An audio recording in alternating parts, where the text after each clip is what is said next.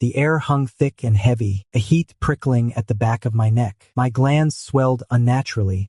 Only one explanation possible. I was approaching my heat cycle. After leaving work early, I didn't even stop to pick up my son.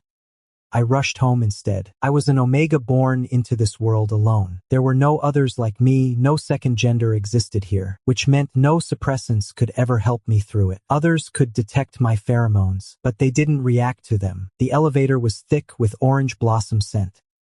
I pressed a hand to the back of my neck, damp and trembling against the wall. Someone nearby grimaced, clearly overwhelmed by the intensity. Who sprayed this perfume? It's suffocating. I shrank further into myself, fighting to keep my own pheromones under control. Stepping out of the elevator, I was drenched in sweat. My body felt slick and weak. My legs barely held me upright. When I finally reached home, I collapsed into the sheets, breathless. The room carried more than just my orange blossom scent. It was laced with a deep, woody fragrance. On the nightstand sat an almost empty bottle of perfume. I'd stolen this bottle 4 years ago when I left Levi. He wore that same scent. Its rich, grounding warmth had always taken the place of an alpha's pheromones. It was likely what triggered my heat early today. This familiar trace still stirring something deep in me. I ran into Levi today, 4 years apart, and he looks even more striking than before. I caught him mid-phone call, face stern, eyes distant. Even though we'd parted on no real fault, my pulse still surged uncontrollably. Just as I was turning to leave, he ended the call and called out, "Daniel, come here." Without thinking, my feet moved toward him. For years gone, yet he still wore that same woody fragrance. Unmistakable. The scent hit me like a memory, and my racing heart began to slow. He gripped my cheek sharply. "Stop this, please. Come back with me." I'd been the one who ended it. I'd been the one to cut him off. For years later, he still thought I was just sulking. Even so, after all this time, he hadn't even tried to reach out. Maybe if he had, maybe I wouldn't have walked away. My cheek ached from his grip. I winced slightly. He softened the hold, shifting to a gentle touch instead. The air between us shifted. Familiar, like before. I looked up at him, he glanced back, and for just a second, I saw something tender in his eyes. My heartbeat betrayed me again. The instinctive pull flared weakly. To keep it under control, I quickly looked away. "I don't know you." I pulled my hand away and walked off without looking back. The scent of wood was too familiar. Just a few moments, and my body responded with warmth. It wasn't even pheromones, yet I still felt flushed. "Annie, you come back on your own later. Grab dinner while you're at it." I sent a voice message to my son's smartwatch through my phone. Soon after, John replied. A clear, cheerful voice rang from the speaker. "Dad, are you in your heat phase again? After I came here, only my son believed I was an omega from another world. Even Levi, the one who made me pregnant, always thought I was just being dramatic. Yeah, so handle dinner on your own. Be careful coming home." Since pregnancy, John's been a surprisingly easygoing kid. As for pheromones, he only needs mine to stay calm and steady. He still sometimes misses the scent of an alpha father, but one spritz of that cologne always settles him down. From a young age, he's been friendly with everyone in the neighborhood. Never shy or reserved. That's why I never worry.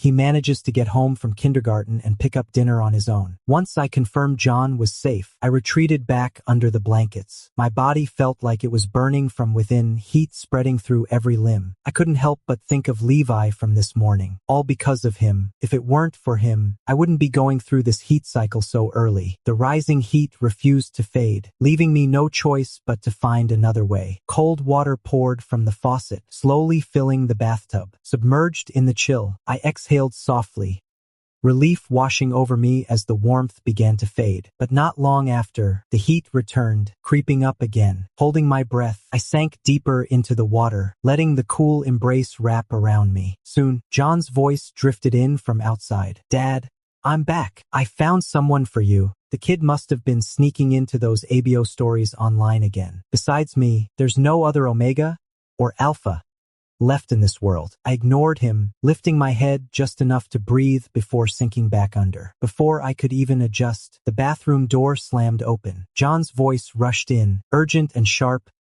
"Dad, don't do anything reckless." I surfaced, but before I could speak, he was already gone. That kid. telling me not to lose hope, then vanishing in an instant. His voice came from outside, distant now. What do I do? Dad's just sitting there, soaking in the water. Whether he was calling someone or talking to himself, I couldn't quite make it out. John. After a long pause, I finally heard footsteps approaching outside, but they weren't the light, hurried steps of a child, rather steady and deliberate. No, this can't be real. John didn't actually say that, did he? He wouldn't really have brought some random man back to the apartment, would he? In an instant, a familiar voice rang out from just outside the bathroom door. Daniel. Get up. I hadn't seen him yet, but already that unmistakable woody scent filled the air. I looked up, and there he was, Levi, the one who'd triggered my fever cycle early, standing in the doorway. He truly believed John's words. His face still wore that unhidden worry. How did he even know about John? And how did he track me here so precisely? The thought of him having met John, and the two returning together, it sent my heartbeat into a sudden spike. I scrambled to my feet, dripping wet, grabbing a towel in haste. What are you doing here? He stepped closer, and the scent deepened with his presence. Just breathing him in made my skin tingle. My head spun even more. He pressed me gently against the wall. Your fever started? Can you stand? Need a hand? I don't need your help. I shot back, shoving his arm away hard. He didn't budge. Instead, he caught my wrist firmly in his grip. Or maybe it was just my imagination. But the scent around him seemed to grow heavier now. His presence pulled at me, and I leaned in without thinking. You don't believe I'm an Omega, do you? The words hit a sore spot. My chest tightened. I'd known him since the moment I arrived here, had stayed by his side for over half a year. Yet Levi never believed me. Not even when my body betrayed me with the signs of heat. Not really, he said, fingers brushing the back of my neck. The touch sent a jolt through me, warm and electric, like static beneath skin. Before I could react, my body lifted off the ground. You're impossible, Levi, taking advantage when I'm not even myself. My mind swam in heat and haze. By the time he'd carried me to the bed, I had no strength left. Thrown onto the mattress, clarity returned. Just enough to speak. My voice trembled. Annie's still here. He froze, then stood and turned toward the door, exhaled, curling deeper into the covers. Footsteps echoed again soon after. Levi, I don't need you. Just go. The memory of his words, the cold disbelief, set my teeth on edge. If only I could mark him, show him once and for all. Oh, so I'm leaving? He paused by the bed, back turned. Was he really going? What am I supposed to do during my heat cycle now? Breaking up's breaking up. Anger's just anger. After all, without any suppressants, no alpha around. Can't lose even the one person who's been helping me through this. Levi, you. 3 days later, I woke up and turned to see him sleeping beside me. I swung my legs out of bed, feeling refreshed, and glanced at Levi still asleep beside me. In some ways, Levi still had his uses. At least now, I didn't have to keep suffering through the heat alone. I hadn't seen John in 3 days. After getting ready, I left my room looking for him. I searched everywhere. No sign of him, as if he'd vanished into thin air. Then it hit me the night before. Levi had slipped out briefly and returned. That was the last time I saw John outside. I hadn't even noticed where he'd gone. Levi, where's my son? I shook him awake, gripping his shoulders hard. His eyes were dazed, hair messy, nothing like his usual composed self. A faint mark from yesterday's bite still lingered on his collarbone. My cheeks warmed instantly. Levi said calmly, he went home. Home? John only has one real home, this place. Where else could he have gone? There was only one possibility left. Levi knew John was his son. No, this couldn't be happening. I'd spent 4 years hiding in the shadows, and it all unraveled because of a single moment of weakness. Give my son back. Couldn't lose John. He was the only one who trusted me without question. No one else would ever believe in me. Without him, I had no real connection to this world at all. I come here after a car accident. I was on my way to the airport when another vehicle hit mine. My head slammed into the front seat, and everything went dark. When I opened my eyes again, I was in the arms of a stranger, the same man whose car had crashed too, still trapped at the scene. Blood smeared his temple, his brow furrowed with concern. Are you all right? He didn't question how I'd ended up in his arms. No hesitation, no curiosity. Before I could ask anything, the dizziness overtook me again, and I slipped under once more. When I came to this time, all I saw was white, endless white. I sat up, a sharp pain slicing through my skull. So intense it made the world blur and spin. Just as I felt myself tipping forward, a strong hand caught me by the arm. I looked up, and there he was, the man from before. He hadn't left. It was strange. He didn't seem to care how or why I'd appeared in his arms, though honestly, neither did I, but I can't help wondering, what time is it? I rubbed my temple, asking him. He gave me a time I'd never heard of. My pulse quickened. Where am I? An unfamiliar hour, plus waking up in a man's arms. All the novels I'd read flashed through my mind. He paused, then answered, Earth. I said nothing. Just silence. After a long moment, I spoke first. I'm an omega. His pheromones were completely neutral, no trace at all, even when close. A small pang of disappointment. For an omega, alpha pheromones could either calm the storm or deepen it. I was still hoping he might ease my headache somehow. Are you a beta?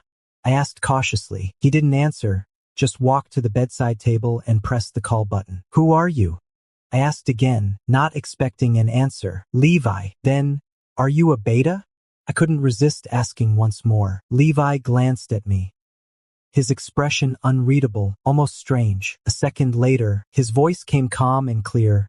No, I'm human. My suspicion was quickly confirmed. I had crossed over, and into a world where the second gender hadn't yet emerged. No trace of Levi's pheromones.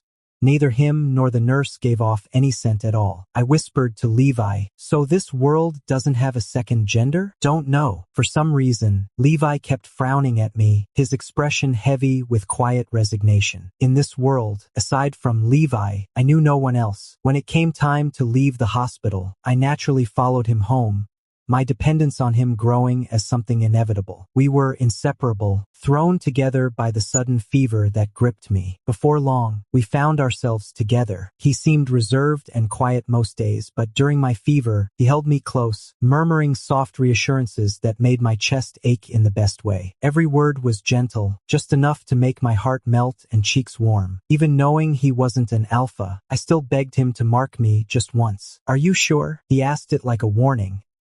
But his hands didn't stop, and neither did his mouth. It was strange. And strangely right, the woodsy scent he wore clung to me like warmth in winter. Soothing, grounding, easing the ache inside. That's how we stayed for over half a year, until I discovered the secret Levi had been hiding. The woodsy scent clinging to him felt almost like a quiet reassurance, easing the tightness in my chest. Inside his home, I accidentally opened a cabinet, its shelves lined with an unexpected collection of children's items. Next to them sat a small photo album, its cover worn from time and use. I didn't dare flip through it fully, only glanced at the first page.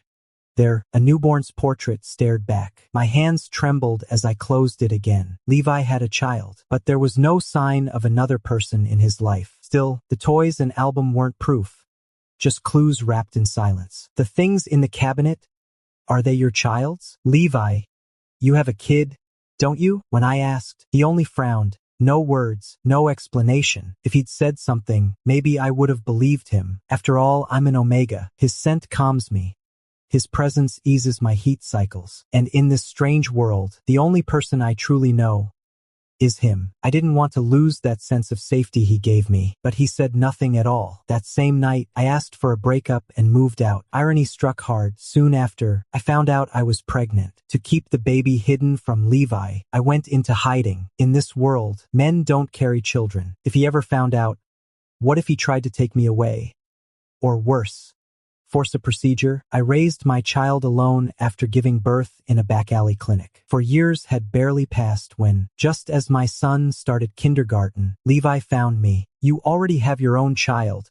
What do you want with my son? Trapped in his presence, I could only release the tension through a sharp bite. A fresh mark, faintly streaked with blood, appeared on his shoulder. He didn't flinch, gripping my wrist with one hand and reaching for his phone with the other. Daniel's awake, he said, then ended the call without hesitation. Who had he just told that? I hadn't known many people in this world. The only one close enough to be considered family, besides my son, was standing right here, Levi. I stared at him, wary. Who were you talking to? You don't need to know. He loosened his grip and glanced at the mark on his shoulder. I heard him murmur under his breath, "Not bad for a bite." My face warmed suddenly.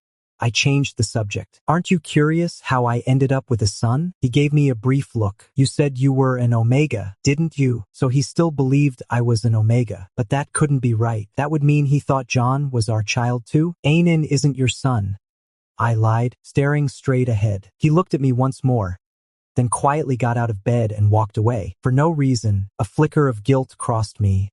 What if he already knew? I pressed on anyway. "You've got a son too, haven't you? We're even now." He stopped mid-step. "Who told you that?" Before I could answer, John's voice called from outside. "Dad? You okay?" The moment he appeared in the doorway, Levi lifted him without a word. John wrapped his arms around Levi's neck like it was second nature. Once brought to my bedside, he patted Levi's shoulder lightly. Then Levi set him gently in my lap. Neither of them spoke, but the silence between them felt full, familiar, as if they'd understood each other without words. "Dad." John's voice cut through my scattered thoughts. "I'm fine, sweetheart." I kissed his cheek. "Did you eat breakfast yet?" "Not yet." John shook his head and smeared a sticky kiss across my face with that wide, happy grin. "What do you want?" Levi spoke up from beside me. "I'll make it." I gave him a skeptical look. 4 years away, and now he was suddenly cooking? John piped up. "Seafood congee." He added brightly, "Dad, no. He means Uncle Levi's food is the best." Did I just hear that right? What did John just call him? It was Saturday. John didn't have school today. All day long, I couldn't stop watching John's little mouth as he called Levi Uncle. "Dad, you've been staring at me all day." John mumbled. Maybe I'd misheard after all. Since the fever episode, Levi's been staying at my place. No matter how hard I tried, he wouldn't leave. Somehow, John had convinced himself to keep him around. Again and again, I failed to get rid of Levi, and the frustration made my head ache. Just go back home with him and be his son. No way. John clung to my leg. John glanced at Levi, then back at me, and then Levi spoke. "I don't have any other kids. We're together. John's my son." "No thanks," I said firmly. "John already has me as his dad. He doesn't need anyone else." And honestly, Levi never believed I was an Omega. He probably thought John was my child with someone else. If he won't leave, then the only thing left is to ignore him. I was about to head out to the hospital for a checkup. Since the fever passed, my headaches have been coming back sporadically. Not sure if it's stress from them or just migraines acting up again. "Dad, where are you going? Can I come with you?" John called out, jogging to catch up. "Stay home," I said, turning to crouch down in front of my son. Levi was already following closely behind. I gestured toward John and gave a quiet nod, my silent request for him to take the boy back to my place. For now, he didn't look like he'd force anything. No sudden moves, no tension in his stance. Reluctant, but with no better choice, I had to trust him for the moment. I brushed a hand over John's cheek, then stood up slowly, but my vision blurred instantly. Dizziness washed over me like a wave. I swayed on my feet. My son's voice crackled beside me, sharp with alarm, footsteps scrambling in concern. I tried to speak, but no sound came out. In and out of consciousness, a distant hum lingered around me. Voices that felt unreal, half-dreamt. "Can't you really tell, Dad?" John's voice cracked with sorrow. "But if we don't, won't it just go on forever?" Forever what? Who was he talking to? What secret were they keeping from me? I fought to open my eyes, but my lids felt like lead. "Don't overthink it, baby," the voice said, so familiar, so close. Took a moment, then recognition hit me. That was Levi's voice. Why did he call my son that way, so soft, so intimate? Did he already know? What if, while I was out, Levi took John away? I strained to focus, heart hammering against my ribs. I opened my eyes to see two identical faces staring back at me, both the same age. John, so young, wore a face etched with sorrow and worry. Levi still had that tight frown, unreadable as ever. "Dad, how do you feel?" His wide eyes glistened with unshed tears. I gently squeezed his little cheek. "I'm okay. Aside from a pounding headache, nothing else felt wrong." When it came time to leave the hospital, I reached for John's hand, but Levi stepped in front of us. "Mr. Levi, what are you doing?" He pulled me gently by the arm and leaned down through the car window, retrieving a document. I took one look. DNA test results. "Levi, what is this?" I clung tightly to John's hand, heart racing at the thought of him vanishing into Levi's arms in an instant. "The paternity test for your son." He spoke calmly, setting John's small backpack on the car roof. "If you won't accept me as part of your life, then show me the proof.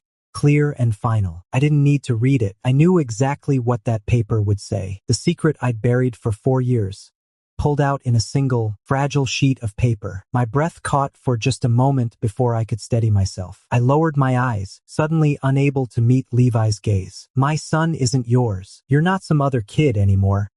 What are you even doing chasing after my son?" The memory of the baby items I'd seen in his house gave me a sudden surge of confidence. It was clearly him who'd kept things hidden from the start.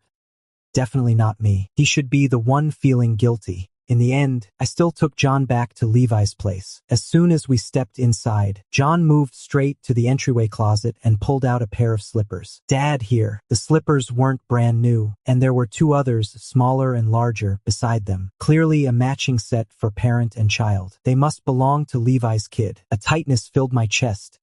I almost turned around and left, but I stayed, knowing John had grown fond of Levi, and that he'd seen the paternity test results. He knew his other dad was Levi. Looking at the slippers in John's hand, I paused. No way. I had to stay. I needed to find out whose child these belonged to in Levi's house. I turned to Levi and said, "I'll need a new pair." John froze. His expression darkened, his little face falling into quiet sadness. I quickly crouched down to comfort him. "Look at Levi, he brought us here, yet showed no real intention of making it work. Not even a single pair of new slippers to spare for us." I tossed the slippers out of his hands. John nodded, pressing his small face against my neck and rubbing softly. "Just make do for now," Levi said, picking up the slippers again. "I'll have new ones sent over." I slipped them on reluctantly, only to find they fit perfectly. The same went for John's pair. It was as if these slippers had always belonged to the 2 of us. Levi's assistant arrived shortly with a fresh pair. But why were there 3 pairs, matching parent-child designs again? I helped John put on the new ones first. The boy seemed strangely attached to the old pair, his face full of reluctance. "You like the pattern, don't you?" I asked gently, slipping on my own new slippers. John nodded. "Like it. How about I get you another pair with that same design when we go home? Would that work?" The easygoing child instantly lit up in delight. Once John was settled, I glanced up and found the person who'd been supposed to be cooking still standing beside us. "You said you were going to cook, didn't you?" I couldn't help but wonder how Levi's 4 years of kitchen practice had turned out. Levi replied, crouching down and unwrapping the fresh slippers from their box. "Why are you following us with the change?"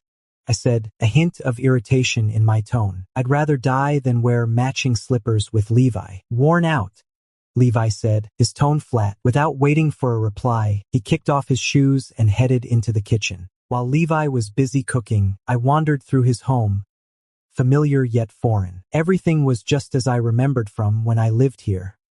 The furniture, the cups lined up in their usual spot. Except for the cabinet filled with baby items, it stood out among the rest. It felt like Levi had never let go of me at all over these past 4 years. But he's got other kids now, isn't he? Why play the sentimental card for me? John's bare feet shuffled across the floor. In my peripheral vision, I caught a glimpse of his small frame standing on tiptoe, reaching for the cabinet I'd once accidentally opened. My brow tightened. I stepped forward quickly. "John." He was sucking on a fruit gummy, startled by my voice, then reached into the cabinet and pulled out another bag. "Dad, here," he said proudly, offering it to me. I didn't take it. My voice sharpened. "John, how did I teach you to behave? Would you go through someone else's things without asking? What if that was wrong? You just grabbed and ate something without even asking." The cabinet I'd ignored for years was now being opened by John himself. And then he took a snack straight from inside. Levi wasn't like the other kids. There was no excuse for that. I hadn't even managed to raise my own son right. A wave of frustration crashed over me, and I snatched the unopened packet of jelly from John's hand, tossing it back into the cabinet. The cabinet clicked shut again, and for a moment, my stormy emotions settled just slightly. In John's eyes, I saw his lips tremble, tears welling up, bright, clear, helpless. His quiet sobs echoed in the stillness, breaking through the silence like a fragile thread. My chest tightened sharply. I finally realized what I'd done. "Baby?" I choked out, voice ragged. "I'm sorry." He clung to me, sobbing harder now, probably startled by my sudden loss of control. The cries weren't loud, but they reminded me of how small and fragile he'd been when he first came into the world. Levi held John close, rocking him gently, trying to calm him down. I sat alone in front of that cabinet, feeling strangely hollow. Ever since the fever passed, things had been off, unnaturally strange. How could Levi have known exactly where to find me? Just by following John home. Why were they so close? Almost as if John had always belonged beside him, growing up together from the start. John played well with others in the neighborhood, but never like this. Never so clearly dependent on anyone but me. There were too many things that didn't add up. The child's toys at Levi's place. Things I'd never seen before, not even once. And the way Levi looked at me, frowning slightly, eyes heavy with a kind of quiet resignation he couldn't hide. It was all because of me. Levi must have known about John all along, 4 years ago, keeping it from me while secretly meeting with him. But how could a child like John possibly hide anything? A sharp jolt shot through the side of my head, blinding me with pain. It took long moments before I managed to steady myself and rise. I didn't know if John was still crying. I really was harsh with him just now. I shouldn't have spoken like that. Taking an empty water glass, I moved toward the kitchen under the pretense of filling it. The hum of the exhaust fan filled the air from within the kitchen. Levi's low voice mingled with John's soft, nasal child's tone. I crept close to the kitchen door, peering through the glass, desperate to catch their words. The fan was too loud. I couldn't quite make out what they were saying. From my vantage point, John had stopped crying, but his brows were drawn tight, crinkled like tiny waves. So young, yet already mimicking Levi's signature frown. "I don't want to keep doing this," John mumbled, lips puffed out. Levi gently wiped the corner of his eye with a thumb. "Sweetheart, don't rush things. Recovery from memory loss doesn't happen overnight." Memory loss. The two words landed like weights, knocking the breath from me. A sharp clatter. My glass slipped from my hand and shattered on the floor, the only thing left in my mind being those same two words.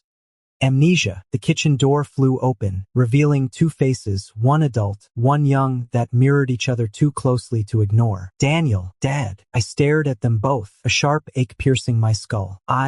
I'm amnesiac? As I tried to piece it together, everything suddenly made sense. Levi and John's closeness, the familiar slippers in Levi's house, the unchanged furniture, the cabinet packed with baby essentials. All of it had been there all along, signs I'd missed. But I didn't know what memories were missing. I was certain I remembered everything. Remembering my past with Levi, the way I'd given birth to John alone, heavy with child, and every moment since we reunited. My thoughts tangled into a knot.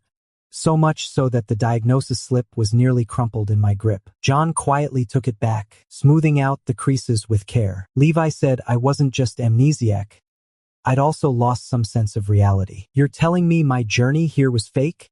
My head spun like it might split open. "We've been married for 6 years? I thought I'd been transported to another world, and after learning Levi had a child, I fled with the baby in tow. Now it turns out I'm an amnesiac married Omega?" He guided me into his arms, one large hand gently massaging my temples. "Yes, exactly," Levi said, nodding. His expression remained calm as he turned to John. "Sweetheart, go get that little red book from the bedroom." John vanished in a flash between us. "But I truly can't remember anything," I said, my head throbbing with every attempt to recall. All I remembered was waking up in Levi's arms after the crash. Then I followed him home. After we started living together, I discovered that cabinet. So I left him and ran away, hiding for 4 years until Levi found me. Yet now Levi says all my memories are wrong. Only the crash remains real. You're not making this up, are you? Levi let out a quiet sigh. Why would I do that? Would I really hurt our son for something like this? I paused, then nodded slightly. Fair point. Since the heat cycle ended, it's clear Levi handles parenting well. John leans on him heavily too. Even just now, after I upset him, he was only comforted by being held by Levi. John sprinted over, cradling 2 small red books in his arms. I took one and glanced at it. There, unmistakably, was a photo of me and Levi together. The marriage registration date clearly marked 6 years ago. Levi hadn't lied to me, but for me, it still felt unfamiliar. I stared blankly, searching my mind, but nothing came back. My thoughts were too tangled. I ended up calling in sick and skipping work. After dropping off the boy at kindergarten, I headed straight back to Levi's place. His home was filled with things that hinted we'd lived here together. Maybe just seeing them would spark a memory. I assumed he'd already left for work, but when I pushed the door open, there he stood, holding a garment to his nose. What are you doing? I stared. His hand held my sleepwear from this morning. Did I lose my memory, and now Levi's become obsessive? He looked calm. Just washing clothes. Then he walked toward the machine. Only one piece of clothing in his hand, though. A faint woodsy scent hung in the air. I followed him with my steps. Why are you spraying so much perfume? I liked it, but the fragrance was overwhelming. My skin tingled, and even my legs felt weak. Levi tossed the shirt into the washer. You're just as strong in scent yourself. The warm, woodsy note swirled around me, dazing me. My only thought was to lean closer. Levi reached out, fingertips brushing my skin. Still hot. I paused. No, you're just overdosed on perfume, I mumbled. After a long moment, I couldn't smell his natural scent. Only that deep woody fragrance lingering in the air. What's your natural scent like? What does it remind you of? Levi halted mid-step as he carried me toward the bedroom, his eyes dropping to mine. Not perfume, he said, voice edged with quiet patience. That's just me. This is my natural signature. Natural signature. So the rich, woody aroma I'd mistaken for cologne was actually Levi's own essence. A sudden memory struck me. The nearly empty bottle of perfume on my desk. That bottle? He nodded, calm. Extracted from my own natural essence. My mind snapped into clarity. I stared at him wide-eyed. You... My mouth opened, but no words came. Extracted directly from the body's most sensitive core by needle. And that area was notoriously delicate. A brush of fingernail could send sharp pain through it, let alone a needle piercing deep. I gently touched his arm, voice soft. Did that hurt? Levi shook his head. It doesn't hurt. I'm sorry. I still can't remember. I brushed my nose gently against his cheek. It's all right, Daniel. Lying down on the bed, I noticed something was off about it. Wait a second. I pushed lightly against Levi. What is it? His breathing had grown quick. A rich, woody scent wrapped around me. My own breath caught in response. I turned my head and saw a pile of scattered items on the bed. Reaching out at random, I pulled up one of my shirts, then another, a towel I'd used earlier. Not just those, every inch of the 2-meter bed was buried under things. That made me remember what I'd seen when I first walked in. Levi sniffing my sleepwear. A bold thought crept into my mind. Levi, I said, gently holding his head as it leaned toward me. Are you in your sensitive phase? After a long pause, he murmured. Yeah, sensitive phase. I asked carefully, so this is...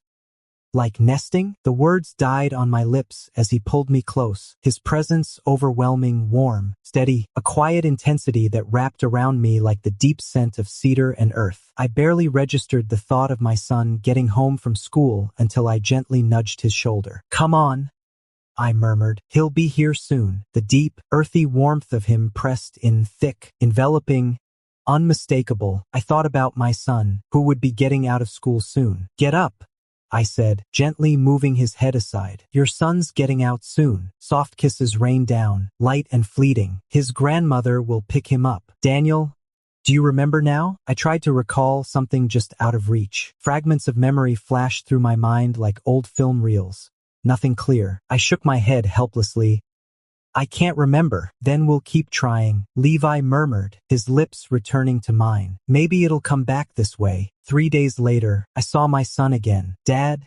John said, eyes bright with hope. Did you remember? He kicked off his slippers and climbed onto the bed.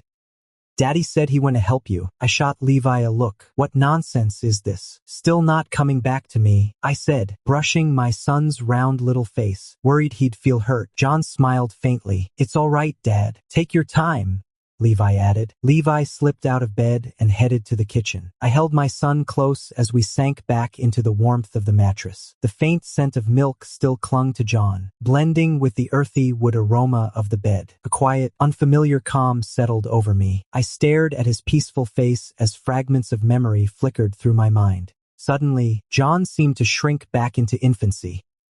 Tiny and soft in my arms, murmuring softly. Levi returned from outside, bending down to lift him gently. Soon after, the baby was nestled back beside me, with Levi close by. The scene shifted. The young man before me now looked years younger. He stood tall in his school uniform, sharp and full of life, riding a bicycle with me sitting behind him on the same worn seat. Dozens of fleeting images surfaced. One clear, others blurred, a scattered mosaic forming our story, how we met, fell in love, and built a life together. Before I could grasp more, voices cut through the silence.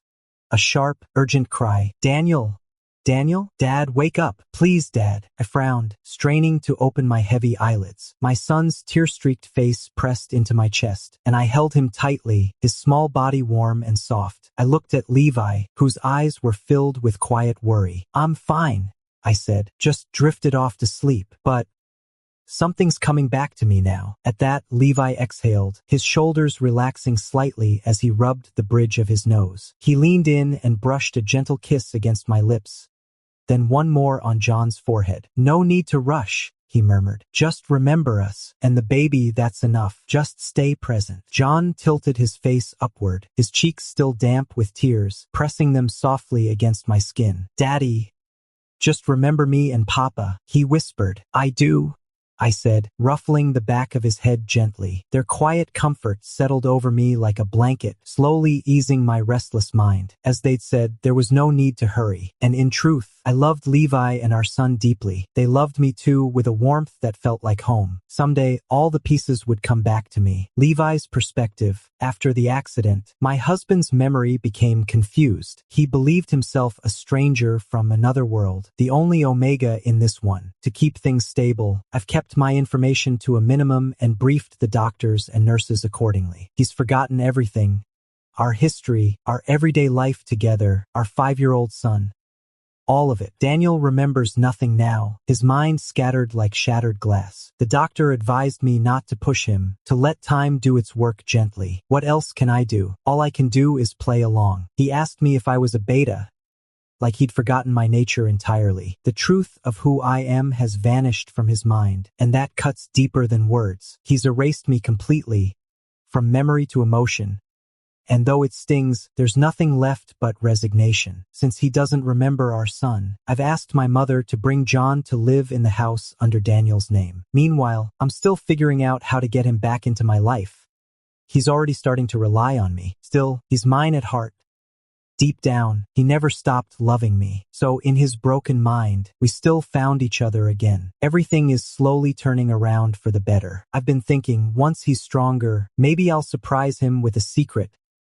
Our son, 5 years old and waiting to be known. Would he be shocked? But I can't control how things unfold. Our son's old belongings were stored in a closet, something Daniel stumbled upon. He believed I had another child and insisted on ending it between us. I've even considered just telling him the truth, to stop pretending, to spare my son the pain of being unseen. I'm done pretending with him, and I can't keep making my son suffer by hiding from Daniel every day. But the doctor's words kept echoing in my mind. After finding out about the baby things, Daniel packed up and left without a word. He moved back into his own house where John now lives, probably furious at what he believed was the truth. Then he passed out again. The family doctor came by, and soon after, Daniel woke up. When he came to, he thought he'd been running from the truth for 4 years, fleeing as a hidden Omega. That might actually be better. I hadn't even figured out how to weave my mother and son into his twisted memories.